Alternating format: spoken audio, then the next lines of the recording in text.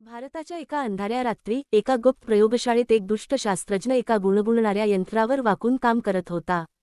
ठिणग्या भडकल्या की बोर्डवरील एका अखेरच्या बेपर्वा दाबासरशी एक लख्ख निळ्या रंगाचे वर्तुळाकार प्रवेशद्वार पोर्टल उघडले.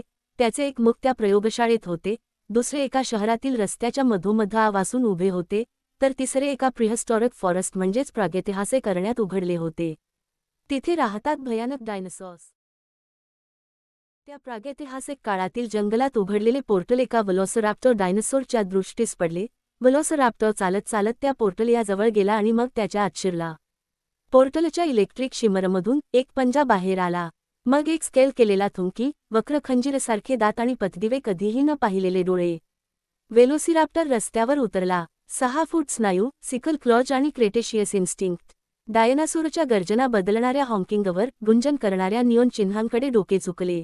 कोणीतरी ओरडले. तेच ट्रिगर होते. घबराट पसरली. लोक सर्व दिशेने विखुरलेले, सँडल उडत आहेत, फोन रेकॉर्डिंग आणि सोडत आहेत. एक टॅक्सी ड्रायव्हर थेट बंद असलेल्या स्टोअरफ्रंटमध्ये उलटला. मेटल शटर ओरडले, फॉईलसारखे परत सोलले. वेलोसिराप्टरने आवाजाकडे डोके टेकवले आणि चार्ज केला. एका पार्क केलेल्या कारला धाक दिली.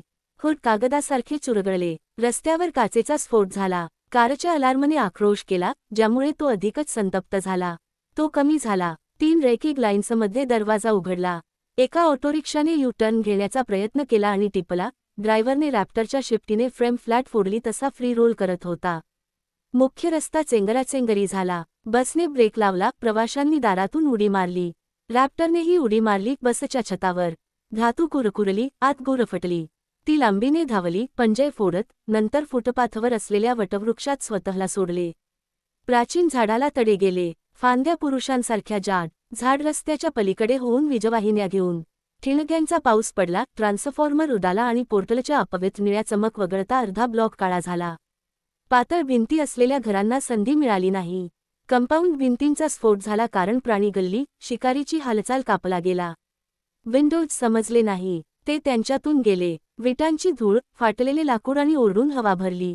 रात्रीसाठी पार्क केलेला पाण्याचा टँकर खचला होता आणि हजारो लिटरने रस्त्यावर पूर आला होता, ज्यामुळे आग आणि पोर्टल प्रकाश परावर्तित झाला होता.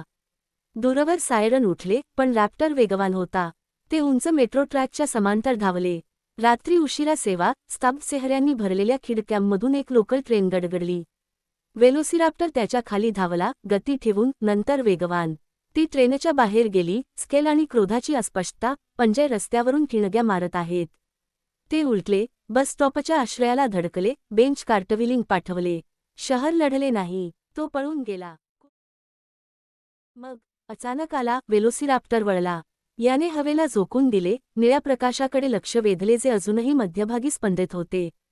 तो मागे सरकला, चमकणाऱ्या वर्तुळात गेला आणि गायब झाला. गडगडाटाने पोर्टल कोसळले. रस्ता हादरला. बाहेरून जाळी फुटली. त्या रात्री शांतता एक तुटलेली, थरथरणारी गोष्ट होती.